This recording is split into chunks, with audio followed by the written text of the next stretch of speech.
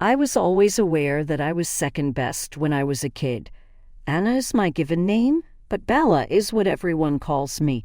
I come from what seemed like your average middle-class family. I am the younger daughter. One of my sisters, Catherine, or Katie for short, was an exceptional kid. Her naturally blonde hair caught the sunlight beautifully in every photo. She was 3 years my senior. Mom was often snapping pictures of her picture-perfect angel to share on social media or in the family album. Dark hair, hazel eyes, and an interesting face, what my aunt referred to as my own brand of pretty, made me far from hideous. Interesting wasn't good enough in our household, though. While Katie exemplified the norm, I merely existed. There was no ambiguity about the bias. We would spend whole weekends at the mall whenever Katie needed new outfits. Every time I had a request, the response was the same. "We'll see you next month, sweetie." Because Katie wanted more area to study, she was given the larger bedroom. For my 16th birthday, I received a watch, and it wasn't even a good one. But she got a car. The high school graduation ceremonies were when the rubber met the road. Our parents hosted this enormous celebration in honor of Katie's graduation. She was going to college to follow in her father's footsteps and become a bank manager, and her father was quite proud of the news. Her promising future was toasted by everybody. 3 years down the road, I outperformed Katie academically and earned my diploma. As I sat at our kitchen table, clutching my college acceptance letters, I vividly recall my parents giving each other the side eye.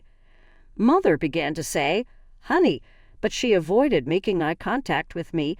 "The funds for college are simply not available at this time, given Katie's tuition and the challenging market conditions." He said, "Maybe you could work for a year or two, save up some money." Silent I sat, taken aback. I was informed that my education could not be funded by the same parents who had recently purchased a new laptop computer for Katie's college expenses.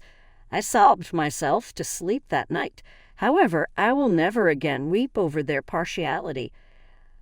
I embarked on my job search the following morning. I was hired as a housekeeper at our city's most posh hotel, the Grand Plaza, within a month. After finishing college, Katie went back to her parents' house to save money while I moved into a small studio apartment across town.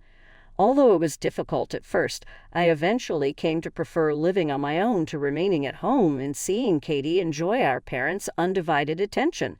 It was my apartment, no matter how rudimentary. I was proud of myself every night. When I got home from work, even though I was fatigued, I was making it on my own. My job at the Grand Plaza Hotel required my undivided attention.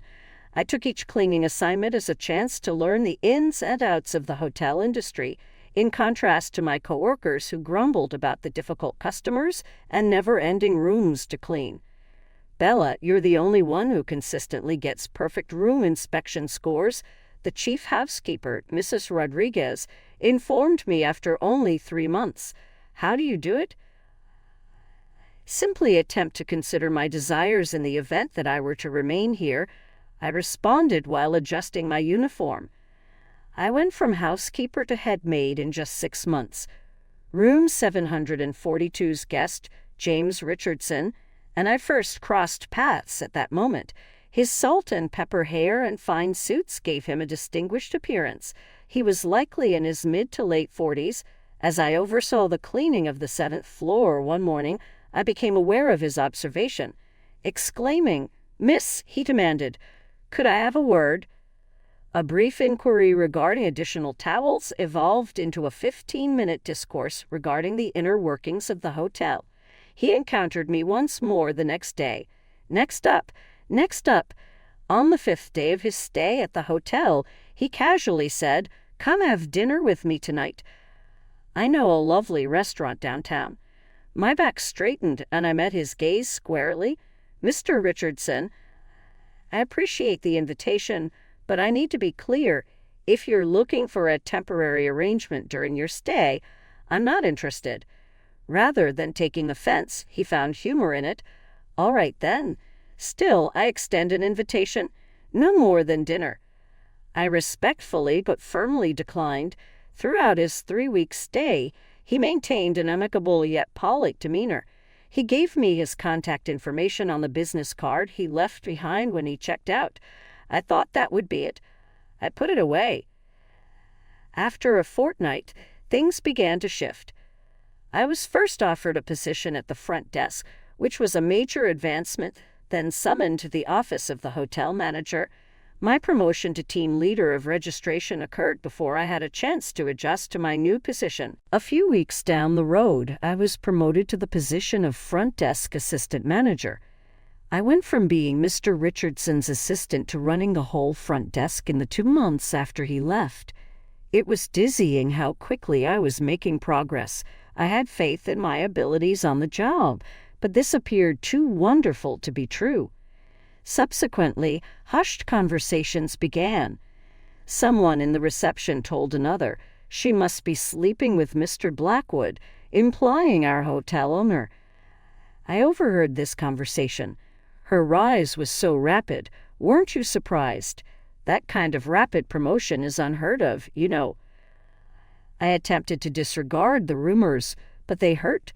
Although I had put in countless hours, stayed late, and studied the ins and outs of the operation to win each promotion, I was still accused of sleeping my way to the top. I had no idea I had an affair with Mr. Blackwood. We had scarcely crossed paths. The secretary for Mr. Blackwood contacted him on a Monday morning to set up a meeting. I felt queasy since these unannounced encounters usually portended problems.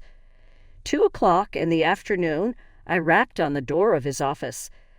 "Come in, Bella," he beckoned. "Please have a seat." A towering guy in his 60s, Mr. Blackwood had gentle eyes that appeared to be assessing something at all times. Before raising an eyebrow at me, he shuffled papers on his desk. Starting with, "You've done exceptional work here," he continued, "but there's something we need to discuss." It broke my heart. Finally, they had come to the realization that I was unqualified for the position. "I think it's time for you to go to college, Bella." I blinked, my mind racing. "I'm sorry." "Sure, the hotel can accommodate your schedule," he went on to say. "We want you to get your degree while maintaining your position here." I was really disoriented. What I got was completely unexpected. I resorted to stammering when I was asked a question. "Thank you, but why?" He retrieved his desk drawer with a smirk on his face. "You know, I don't often take advice about personnel decisions from outside sources, but in your case, a good friend insisted I pay attention." He retrieved a business card and passed it across the table. "If you're curious about why your career has taken such an interesting trajectory lately, give this number a call." My heart skipped a beat as I took the card in my hand. Mr. Richardson had given me the same number months earlier, and it was the same. At home that night, I sat for an hour staring at the card before deciding to pull out my phone. As I dialed, my hands trembled. "I was wondering when you'd call." That familiar voice responded on the second ring. "You're friends with Mr. Blackwood." I was able to inquire. "I can't help but laugh," James said. "We've been friends for 30 years. His faith in my ability to discern talent is unwavering." "So all these promotions were entirely earned?" I wanted to make sure, so I pressed. "Yes," he said with conviction. "All I did was advise him to look at your possibilities. You are entirely responsible for all that you have accomplished." Hours passed as we conversed that evening. He went on to say that he had been pleased by my work ethic, thoroughness, and inherent leadership skills while he had been here. That determination to succeed in spite of overwhelming circumstances was something he recognized in me, and it made him think of himself from his youth. He invited me to the same restaurant months ago, and 2 days later we ate there again. On this occasion, I consented. I decided to study hospitality and restaurant management in college, so I registered the week after that. Whether it was emotionally or practically, James was there for me the whole time. I learned things that no textbook could ever cover from him, and he helped me study at the same time. Our bond grew stronger over time. Nothing happened at a climactic moment or due to a huge romantic gesture. Being together eventually became as automatic as breathing because of how close we became day by day. After 6 months of that initial phone call, he finally stated, "Move in with me," in an evening conversation. We were perched on his upper floor balcony, gazing down at the twinkling cityscape below. After our intimate but beautiful wedding a month later, I packed up my studio and moved into his penthouse. During our coffee date one afternoon, my buddy Sarah gushed, "Girl, you hit the jackpot. Happily married, gorgeous, and really pleasant. There shouldn't be any men like that." Despite my amusement, she was correct. James was the ideal husband I had always dreamed of. I had never felt appreciated as a child, but he made sure I felt that way by paying for my college and praising my professional accomplishments. Family reunions were, to put it mildly, an adventure for me once I discovered bliss. Katie, who had always been the star of the show, was difficult to keep a man engaged for more than a few weeks. Her career at the bank was going well. She'd made it to assistant manager, but her personal life was a shambles. During holiday feasts, I would notice that she would look at James and me with eyes that betrayed a hint of jealousy. My once uninterested sister is suddenly fixated on me, even though she used to disregard me unless she was in need of something. "Did you see how Katie was looking at your ring all through Christmas dinner?" Subsequently, James inquired. "I thought she was going to drill a hole through it with her eyes." "She's always been used to having the best of everything," I said softly. "I don't think she knows how to handle not being the center of attention anymore." When my parents began their effort to have Katie wed off, things became much more uncomfortable. At each and every family function, my mom would surround me. "Sweetie," she would remark with that sugary tone she employed when she desired something, "I'm sure James has some wonderful friends, single ones. You know, Katie isn't exactly a spring chicken." Dad cut to the chase. "Someone as accomplished as James should marry your sister. You should lend her a hand. That's just how families are." I couldn't help but notice the irony. My beloved parents, who struggled to pay for my education, were now attempting to take advantage of my connections for their own profit. Katie eventually admitted to me, "James must know lots of eligible businessmen," as she cornered me in the kitchen during Easter supper. "Why haven't you introduced me to any of them?" My sister caught my whole attention as I gazed at her. Her flawless blonde locks remained, but her eyes had an intensity I had never witnessed before, a desperate edge. Maybe because I prefer not to be involved in other people's romantic lives, I responded thoughtfully, "Besides, relationships aren't about just finding someone wealthy, Katie." "Sure thing," she retorted. "You already got the rich husband." Keeping my distance was the correct decision, and I knew it as I left that conversation. I felt uneasy about Katie's demeanor toward meeting a rich man. It seemed more like she was searching for a reward than someone she wanted to adore. I was certain I had finally discovered the one. It would appear that the following 2 years validated my first belief. However, changes started to occur, albeit subtly and initially. It all began with minor details. James started getting home from work later and later. His once infrequent work visits started happening more often. Initially, I rationalized his actions in my mind. Life was hectic for him. The organization relied on him. This was merely a passing phase. When he texted, "Sorry, darling, emergency board meeting," he missed yet another supper I had made. This trip might take 2 weeks instead of 1, he would say, barely lifting his eyes from his phone. With each passing day, our home seemed drier. Our penthouse apartment became a lonely reminder of the amount of time I spent there alone as the sound of my heels echoed through it. At last, I had enough. It was late one night. With the intention of having an honest discussion about our situation, I stayed up waiting for him. I replied, "James, we need to talk," as he stepped in at 11 o'clock at night. I had never seen him look at me that icy, detached, and nearly irritated before. Yes, we do. The events that followed seemed to have occurred in some one person's life rather than mine. He stated abruptly, I want a divorce, as if he were addressing a weather emergency. My love for you is faded? I doubt I ever did, actually. It was as if someone had punched me in the gut. Oh, really? How? If there is an issue, James, we can address it. Nothing needs fixing, Bella. That was it. I will have my attorney contact you. After that, time sped up dramatically. I received my divorce paperwork within a few days. I was completely out of luck as a result of the prenuptial agreement I had signed, which I had dismissed as a mere formality. Not the place we lived, not his money, not even the pieces of furniture we chose together. I was so disoriented that I crammed all of my belongings into 3 suitcases. I contacted my parents since I had nowhere else to turn. Mom, Dad, I need to spend some time with you, I whispered, attempting to contain my frustration. Just until I figure things out. I should have guessed everything based on the other end's quiet.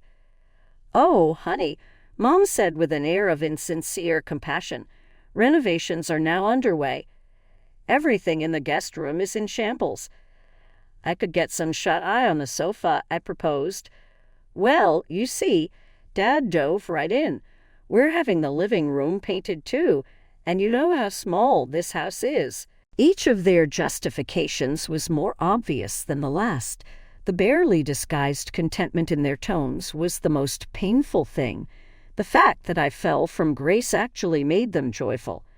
I attempted to immerse myself in my work after locating a tiny apartment across town. However, out of nowhere, that place was also dysfunctional. There were edits to every report I sent in. Everyone questioned my every move. Mr. Blackwood finally summoned me to his office. Even though he had once been my career's savior, the man now avoided eye contact. Maybe it would be better if you thought about other opportunities, he said, shuffled papers on his desk to Bella. It would be our pleasure to supply a reference. I was severely depressed. I stayed in bed for a whole month after losing everything. Nobody from my family even bothered to phone or text to see if I was okay. It was unbearable. Sarah, thank God. Get up, she said as she stormed into my flat one morning, bringing bagels and coffee. This isn't the Bella I know. The Bella you knew had a life. I whispered into my pillow. No, my curtains were pulled open by her. I know a Bella who isn't afraid to fight, the one who rose from the ranks of housekeeping to executive administrator. She was the one who worked her way through college. I believe Bella is still hiding out there. The fact that I had always been frugal is a blessing. My own savings from years of working and living modestly were still available, even with the prenup. Having a backup plan is essential, as James had shown me. It dawned on me as I lay in bed, unable to move, staring at the ceiling. The hotel industry was second nature to me. I had managed the front desk and cleaned toilets. You name it, I was aware of the successes and failures as well as, most significantly, the desires of the guests. I informed Sarah during breakfast the following day that I was planning to launch my own hotel. With a gasp, she swallowed her coffee. That's ambitious. I told them, I've got savings for startup costs, but I'll need investors, while simultaneously compiling lists on my phone. And I know exactly what kind of hotel I want to create. Research, a comprehensive business strategy, and networking were my top priorities, so I dove headfirst into them. My dream of opening a boutique hotel that offered both high-end amenities and individualized service was met at a charity event for budding entrepreneurs when I met 2 investors who shared my enthusiasm. That first year was the worst. I was the go-to gal for every shift, whether it was reception during the day or nighttime paperwork. Due to my maid's flu, I once had to take over housekeeping duties for 3 days. But this time around, even the most draining moments seemed different. For my own benefit, I was constructing something at this time. The hotel started to flourish, albeit slowly. Our individualized approach and meticulousness became well known. We started to see a profit in the 3rd year. In the 5th year, I had repaid my investors in full and owned the hotel outright. All the while, nobody in my family said a word. They had erased all trace of my existence from their life to the point that I was invisible. There will be no more holiday parties, no more gatherings with relatives, nothing. In the beginning, it was painful. Over time, though, I came to see it as a blessing. When they were not around, I no longer had to deal with their subtle criticisms, comparisons, and feelings of inadequacy. It seems like old habits die hard, yet every now and then I would look at Katie's social media accounts. That's how I found out she had a baby and had finally found her wealthy man. Exotic holidays and luxury baby outfits filled her posts. She appeared to possess all the things she had ever desired. The time flew by in the span of 2 years. Not only was the hotel profitable, but it had also become the city's favorite spot for those looking for a more intimate, personalized experience. Travel bloggers have highlighted our establishment, complimenting our one-of-a-kind hospitality. I mentioned to my management team one morning that we ought to do something charitable, something big. Our first charity event came to fruition in that very same way. Inviting local celebrities, business leaders, and members of the press, we turned the hotel's majestic ballroom into a dazzling wonderland. Given my personal background in education, it was logical that the event's proceeds would go toward funding educational scholarships for disadvantaged youngsters. It was the most successful gala ever. Suddenly, I was the center of attention as local TV stations reported it and internet news sites carried pieces about the hotel owner's rags-to-riches story. My front desk manager contacted my office 3 days subsequently. "The lobby is where your folks are, Miss Bennett. Their want to see you is pretty strong. They insist on staying till you descend." I sighed deeply, smoothed my suit coat, and made my way to the lobby. Older but no less entitled than ever, there they were, Mom and Dad. "Bella, Mom hurried over to give you a bare embrace." It evaded me with ease. "Why are you here?" Coldly, I inquired. "Can't parents want to reconnect with their daughter?" Dad sounded distressed. "We are aware of your level of success. How proud we are." Proud. I let out a sharp chuckle. "When I needed a place to stay following my divorce, you weren't proud. Those 7 years you skipped calling were not a source of pride for you." Water under the bridge. In a dismissive gesture, Mom waved her hand. Families should stick together in hard times. Speaking of which, she whispered something about conspiracies. Katie is going through a really tough time right now. She is now a single parent after her boyfriend abandoned her. Child support will not be paid by him. You could definitely lend a hand to your sister, right? "How precisely are you expecting me to assist, Katie?" I asked, my voice tinged with morbid curiosity and a need for resolution. My mom's face brightened as she thought she had discovered a way in. Discuss the matter with the father of her child. Get him to see that he must provide for his child. It made me laugh out loud. Who is this guy that he would pay attention to me? Even I don't know who he is. "Be more direct, Bella," Dad admonished. "Sure, you're familiar with James. He was married to you, ultimately." For a split second, time seemed to stand still. All of a sudden, the puzzle pieces fit together with a gruesome precision. An enigmatic wealthy suitor who is dating my sister, the abrupt separation of my parents when my career died a tragic death. "James?"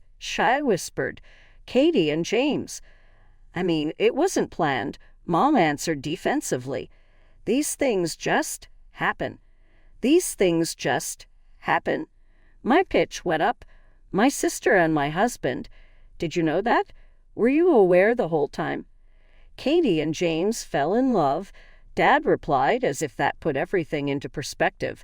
"We couldn't very well take sides."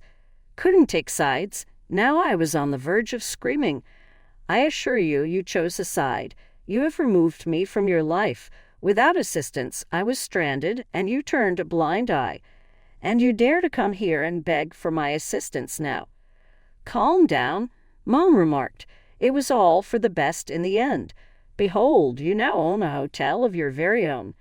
So James did the right thing, having you fired from your old job. According to her, Katie thought it would be too awkward, you working there.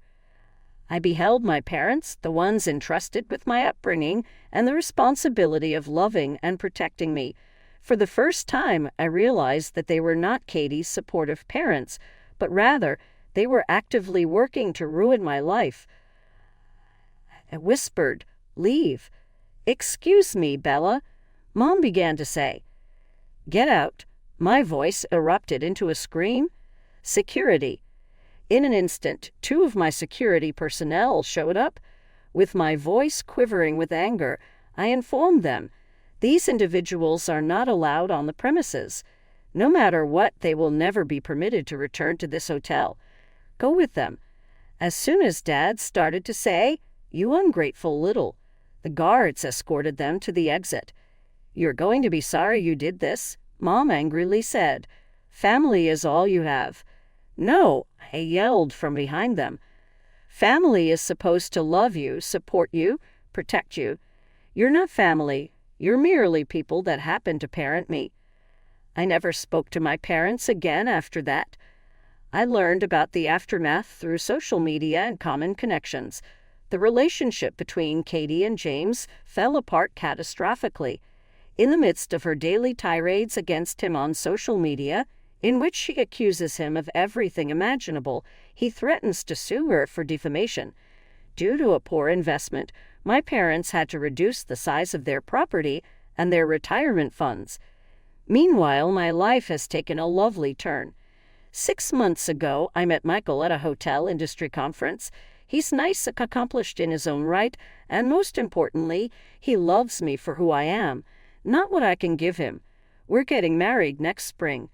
Sometimes, late at night, I go through Katie's angry social media rants about James, witnessing their dirty laundry being aired for all to see. I find myself chuckling at the cosmic justice of it all. My sister, who believed she'd gotten it all by stealing my husband, now publishes daily sob tales about being a single mom. James, who thought he'd upgraded to the better sister, is seeing his reputation get dragged through the mud. What about me? The sister they believed they had extinguished. I am flourishing. There will be a second site for my hotel next year. Best of all, I'm no longer tied down, and Michael and I are already plotting our joint future. Leaving behind the poisonous relatives that never genuinely cared for me. Getting even isn't always the finest kind of revenge. It entails enjoying life to the fullest while keeping one's distance from the sticky situation, ideally with a flute of champagne in one's hand.